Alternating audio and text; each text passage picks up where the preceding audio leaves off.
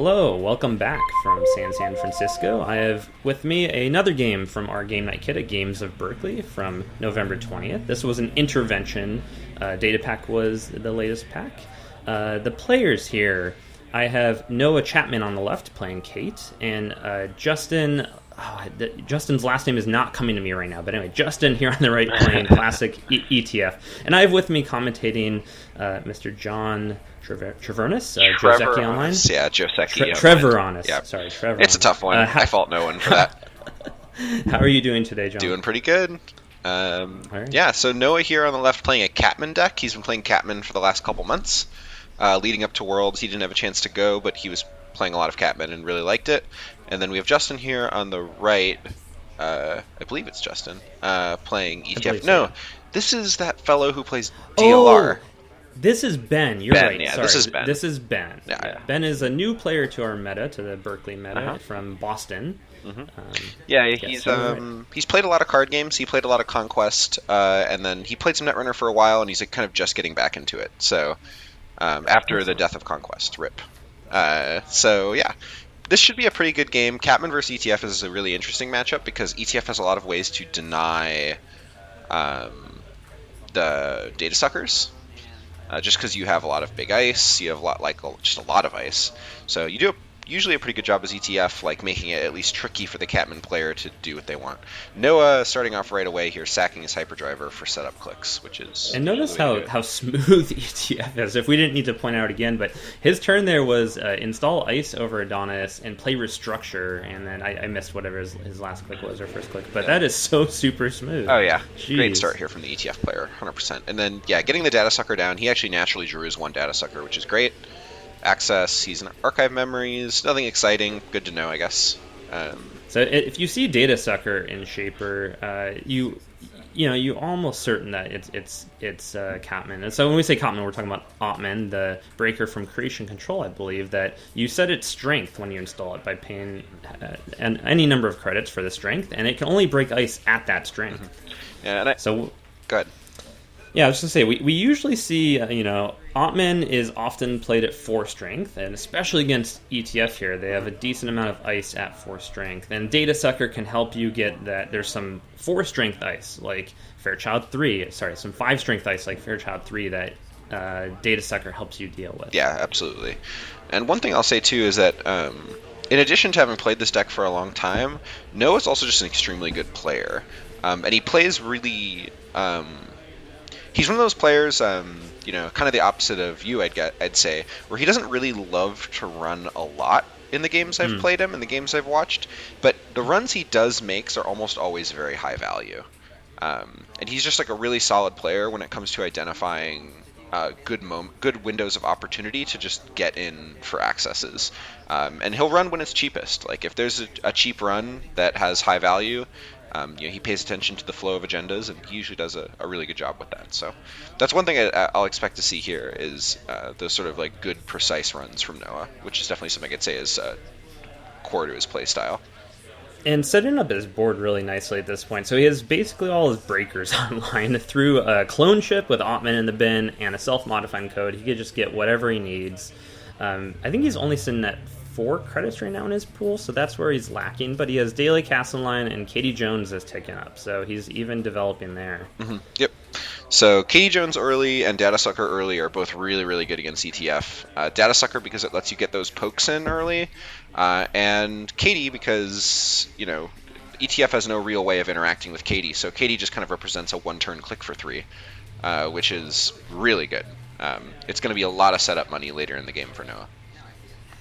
Yeah, there he goes, already up to 10 credits, and just getting more Daily Castle Line. So what we're seeing here on the HB side of the board, that Adonis is going to tick off, and then we probably have, I would guess, an Ashe in that remote. There's some sort of upgrade. I'm kind of assuming a standard HB build here, which probably puts it at Ashe. Yeah, Ashe or and so we CBS might even see...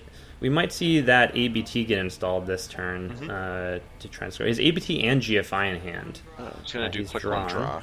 Interesting. I might have gone for install advance there, depending on what that ice is. I don't actually know. So I'm assuming it's like Turing plus something, because he had a Turing in his opening hand, which probably went in front of that Adonis first. But yeah, so there's... I might have even try to do like install another ice on top if you have one, because 3 ice against Shaper at this point is pretty daunting. Yeah. And then install the agenda and advanced once, like have the ABT advanced an additional time. Yeah, in case he top decks a Jackson or has the Jackson in hand, it makes the firing of ABT really easy. Yeah, it gives you that option at least, where now if you score it off, it's like extremely risky to fire it. Yep. Okay, so here's an HQ run, and we see an Eli. So this might be the chance to get the Ottman 4, or Noah might just bounce. Yeah, he's just going to bounce off, which I think is better here. And again, a part of Noah's playstyle is it's a 1 in 5. Does he really want the Atman? Probably. It's probably not that big of a deal to get it now. He can get an Atman anytime. He has many avenues to get one. So he's just going to wait. And especially with what looked like an agenda being put into the remote, there's one less agenda in HQ, so that run isn't as valuable as it would have been one turn prior. Yeah, exactly. So smart stuff by Noah. I'm just sort of playing really patiently here. ETF's almost always going to get 4 points in the early game against Shaper. It's very hard to avoid it. Here's an R&D run after throwing down RDI, and we see the Fairchild. Yeah, that looks like Fairchild 3. Yep. Yeah. So if we clone ship the Ottman, it costs 2, 7, 8, 9, 10. That's all your money, but you can get in. We installed the RDI, so actually no. Oh no, he's got Sucker though. So he can make an Ottman 4 and Sucker the Fairchild. Did he install? He installed RDI this turn. Yeah, exactly. That was first click? So I think the play here, you really don't want that to fire. So the play here is install Atman for 4, Sucker the Fairchild. Break 3 subroutines, have no money. That's okay though. You're playing. They're not going to hit you with hard-hitting news. You could even you don't have to take the KD money. You could just put more money on KD. Yep. You have a daily cast coming in next turn, and you have 12 on KD. So next turn you're set up. You're right back in the game. So it looks like here's the Atman 4, which is a number you want anyway in this matchup. Yeah. So then he'll spend his last 3 to break and C2. And he does get another data sucker. He'll get a steal here, so that was super worth it. Yeah, the ABT as well. Yeah. So he's going to draw, and then presumably load KD again. I don't know, he'll just take KD. He wants the money for next turn, it looks like. Yeah, I don't know. I think I would have just put another 3 credits on KD, right? And then you have to spend the click to take it off either this turn or next turn. What's the real difference, He might have something very specific in mind for next turn, maybe like an indexing freedom through equality play or something. Yeah, that's true. I see a Dirty Laundry in hand. I don't know if he's got the freedom. There's an Inti. Looks like Inti SMC Dirty Laundry. He might do it. Well, he's on $9, so it's pretty safe to install Advance here, assuming that's the Ash. I think he would have purged after Noah installed the Atman 4 if it was a CVS. So it's pretty sure not CVS at this point. Okay. Oh yeah, just to get the Fairchild 3 to fire. Yeah, exactly, which would have been really worth it. That would have been pretty devastating. Because at that point he's like down to, like 3 credits or something. Yeah, he loses all his money and it ends the run. It's just not, and he doesn't even get the data sucker back. Yeah, it's rough. So he wouldn't have scored the ABT. Yep. So probably would have been worth it. This turn we have install, and it looks like he's pondering whether or not he wants another credit.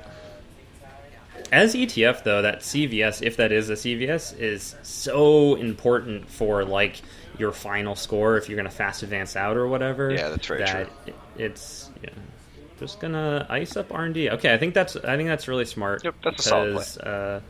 Yeah, if you're thinking about it, like why? If I'm thinking, why did he take the credits now? And I immediately just go to like the freedom indexing type play, and this significantly slows that down. Mm-hmm. Yep. And looks like he's just gonna collect his daily casts money. And start thinking about whether or not he has a play on this remote. It looks like a no to me. It looks like you want to take another setup turn. You might even want to run archives just for some suckers. Yeah, it's going to be hard to get into. Dirty Laundry looks like archives. One of the biggest HQ. threats. Nice. Biggest threats against any of these ice right here is that you're going to hit Architect, which is just so expensive to get another Ottman out for. I don't think he's running a Sentry Breaker, right? So he sees a Turing. Yeah, I don't think he has a Sentry Breaker. He might have a Mimic, but it's not likely. Yeah, Mimic, sure. I guess you need Mimic to deal with a Swordsman. Yeah. Swordsman's not a huge deal because you can always kind of juggle the Ottmans if you really, really need to get in, or just not run there. Okay, so here's an Architect. This is a frustrating Architect. Yeah, so I'm guessing guessing this will be SMC for Atman. It's like 6 credits, I think, to get Ottman right now out at 3. So if he has Mimic, this might just be the Mimic. I think that'd be the way to do it. Mimic is what happens here, assuming he has it. You gotta have the Mimic, Noah, right? Don't let us down. What else would he have for Swordsman? There must be something obvious. Parasite, right? We do see. Oh, I'm glad. Yeah. Parasite. Okay, yeah, it's an Ottman because I think he has Parasite. Okay, so he has Parasite instead of Mimic. That's your breaker for Swordsman. Yeah, exactly. Yeah, that's a pretty good breaker. Yep. So he's gonna make that. He's gonna break 2 subs. This is so funny. The 3 and 4 strength. Yeah, he'll get all the way through there. Yeah. Another resource that Noah has is clicks. Yep. He can just shoot! Here's the play. The purge. Oh no! And then that Fairchild fires. So this is actually a fine Fairchild, right? It's literally just. It's not that bad. It's gonna end up trashing. Yeah. I'd say maybe the console and daily cast. Yeah, the console. I think KD is more important than daily cast. Yeah, agreed. That KD needs to get clicked this turn, I'm pretty sure. So again, this is actually very patient by Ben here. Okay, so he's the 3 credits, that's right. Yeah, so there was definitely an opportunity to CVS purge on that first R&D run, and he chose not to. You're pretty sure that was the card that was in that remote? I think so. I think it was the bottom card. I'm not exactly certain. Yeah, it probably was. Yeah, so and he chooses just to end the run there, which I'm always tempted to give. Yeah, it was that first card, so he scores out of Vitruvius. Yeah. So that was very patient, and it was better there than it would have been. I think, at least. Yeah, because I think the SMC would have gotten trashed before. Yep. Yeah, I don't know. It's he's in a pretty bad position now. 2 credits, not a whole lot else going on other than that Katie Jones. Mm-hmm. So Ben here doesn't have a lot of money, but he has enough to sure gamble and put another agenda in that remote. Yeah, imagine this game without the Katie though. It's like. Yeah, it's pretty. It's everything right? For him right now. Yeah. So he's installed advance, and this is just going for the win. The GFI here, which is a totally respectable play. He has Noah is on no data suckers. He can get one. Oh no, he can't get one on archives. Wow, yeah. He can't get one on archives because of the CVS. He's just going to click one, run it, see if he gets in. Vanilla. Oh wow. Bounce. Okay, does he have the Parasite in hand? No, he has an Inti in hand though. Yeah. But he can't click through, and he has exactly 6 credits is what HP is on. So Fairchild 3 is a problem. Yeah, but there's a Fairchild 3 on R&D, and I think a Turing is what's on the inside ice, which can't be broken by AI. So I don't actually know how he gets in here. Oh. I'm thinking what he can do. Yeah, this is really hard. This might be. He ran first click, hoping to click through the terrain, so he can get in there now or get past to the vanilla. Let's say. Wow, he's just going. So he's on 6 credits. So it looks like no res. Oh, but the thing is, if he reses the terrain, then I don't think he can score. No, he can't score. You're right. He'll be at 2 credits. Yep. Okay. So this is a game no matter what here, right? Because if he reses any ice that costs more than, 3? Any ice that costs more than 3, he doesn't get to score this GFI, and then Noah almost assuredly gets in next turn because he just loads Katie and takes a credit. Oh, so Enigma would be perfect, right? Yeah, Enigma because Enigma's 2 string. Yep. It would just... Okay, but so he's going to res the Turing to prevent the GFI from getting stolen, which is fine. Yeah. Because, Noah still has to figure out a way to get into that server. Loads Katie and then passes the turn. So this is a good game. He draws Biotic. Yep. Doesn't help him a ton right here. Yep. It just looks like install and click for 2 or click for 3. Yeah, I might just click for 3, and then we still have. So he can't res Fairchild if that's that middle ice, and that gives Noah a lot of leverage here. He can actually just go and click 1 and click through the terrain. Yep. Well, you want to be careful because that might be an Ichi. Yeah, but he. Oh yeah, because he doesn't have money. Yeah, he's not playing around Ichi. Ooh. 3. Well, Ichi's fine because he would have to pay money to res it, and then he could click through Ichi and just bounce off the ice again. Yep. So Eli is... Okay, so now he's down to 2 credits again, though. Yeah, he's down to 2 credits. It came down to 1 credit 2 turns in a row. He's going to draw. Okay. What do we get? And take yeah, this is perfect because he needs to click through the Turing next turn. So he needs to run first click, and then he needs 2 credits for Eli, 1 credit for so he's gonna get this. Oh yeah, I guess he couldn't have played around Ichi 1 anyway because he needed to click through the Turing. Well, Ichi I don't think was a problem because Ichi gets rezzed, and then Ben is at I think 1 credit now or 0 credits. Yeah. And we're in the same position, but Ben has less money. Yeah, that's true.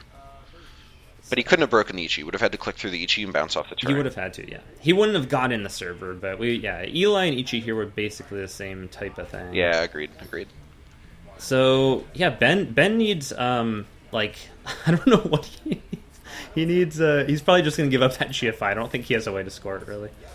Oh, Subliminal would have done it. Subliminal would have done it, yep. Alright, he's going to run. Break. So he's going to get the GFI. Click through Turing, steals GFI.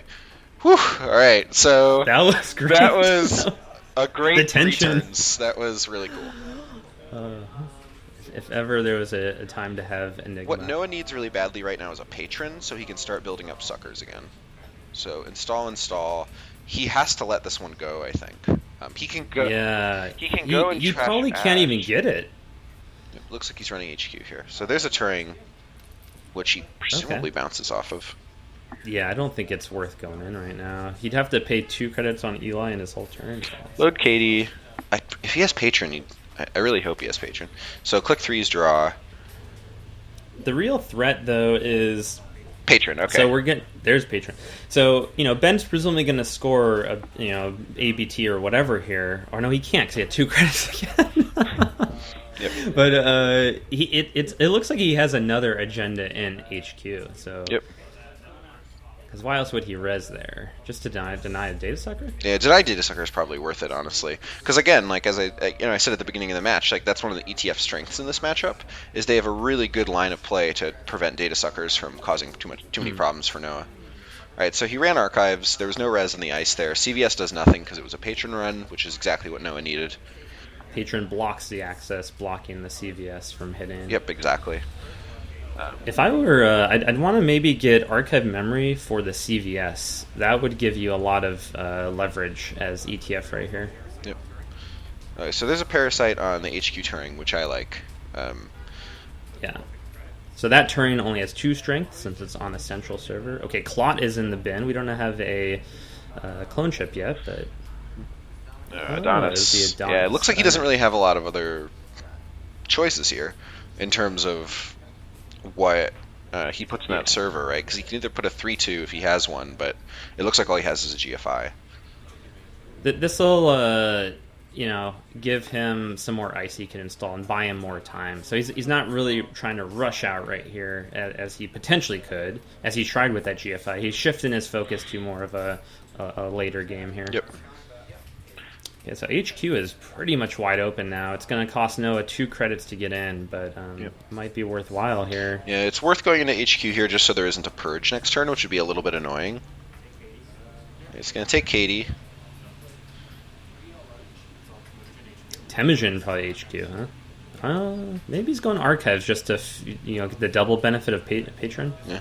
Well, once the Eli is down, once the Turing is down on HQ, the Eli he'll get 2 credits and a data sucker every run on HQ.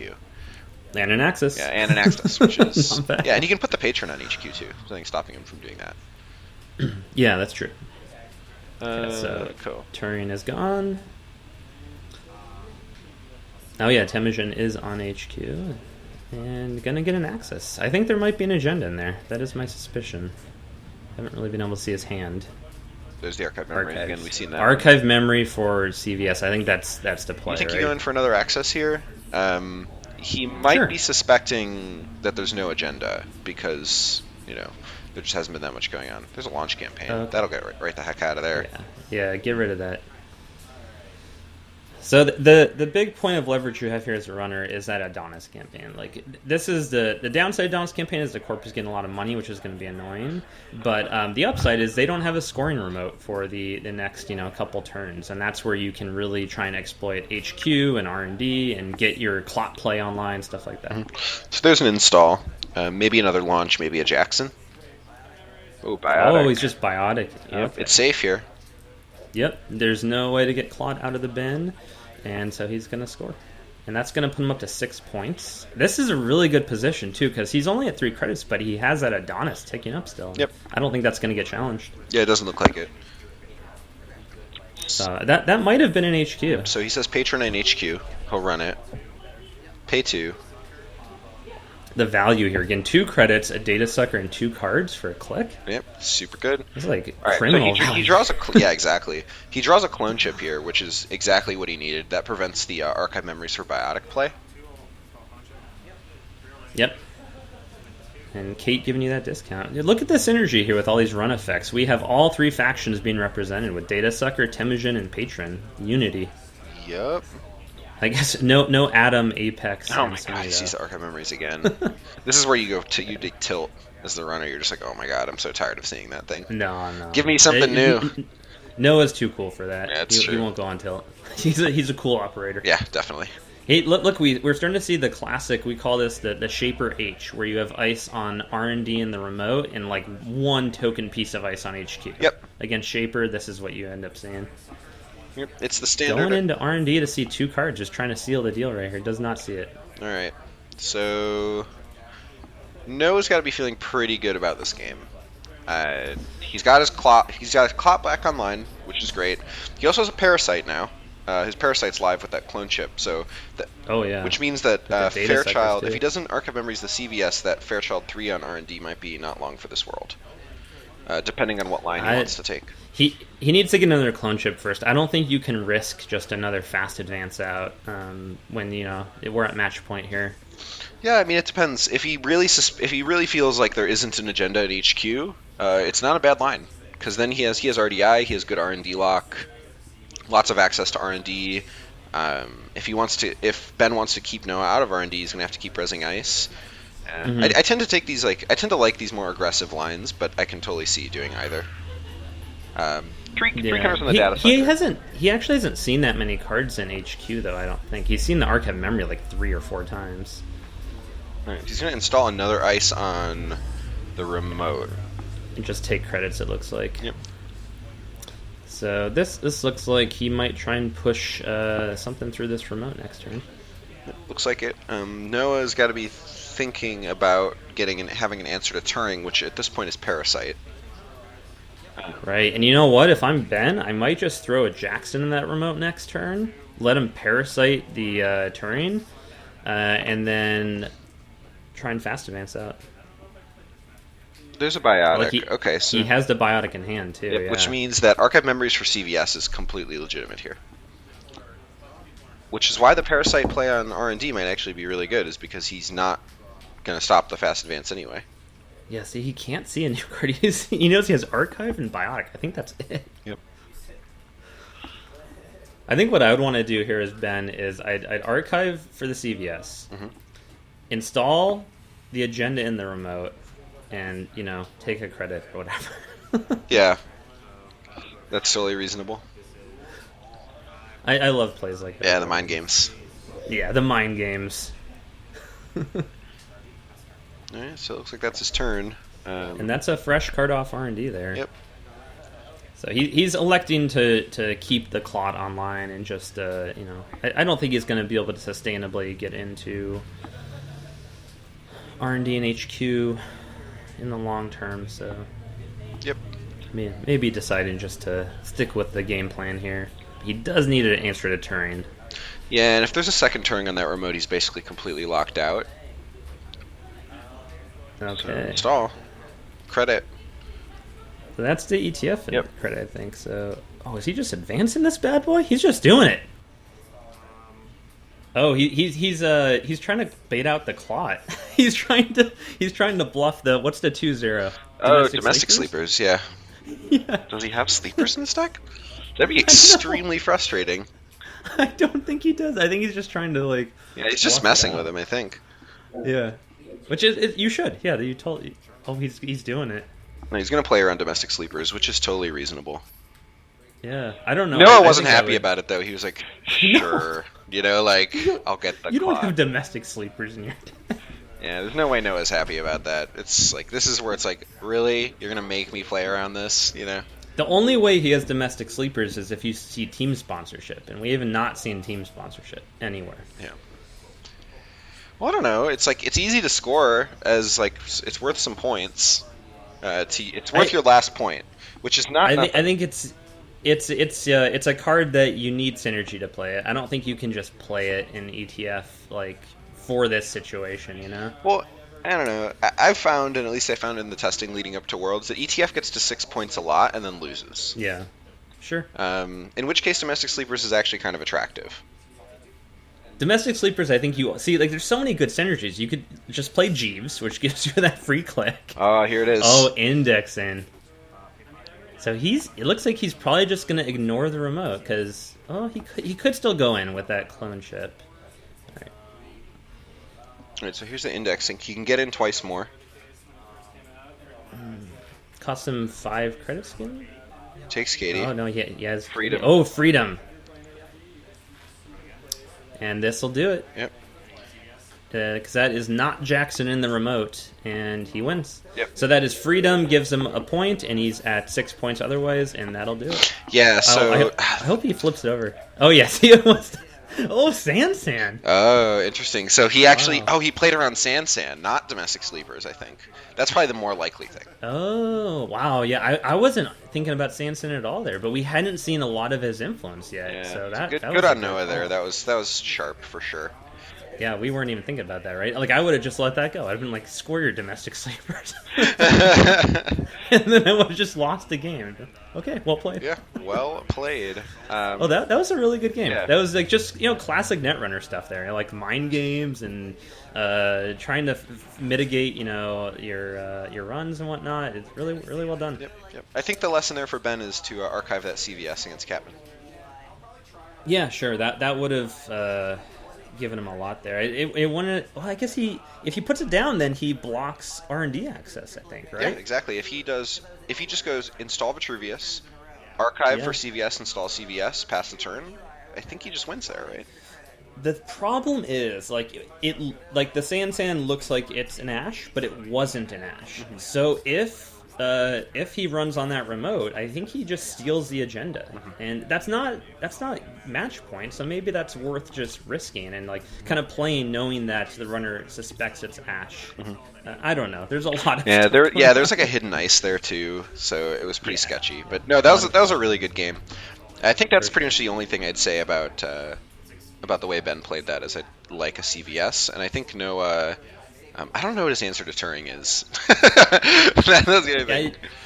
I think it is the parasite, and in that situation, he just needed to have the clot. So yeah, I think his answer is like hopefully just winning before he gets to that point. Yeah, or clicking a lot or whatever. Cool. All right, that is the game. Thank you again, John, for commentating. Yeah, you're welcome. And thanks everyone for watching. So we'll have some more videos up on the channel soon.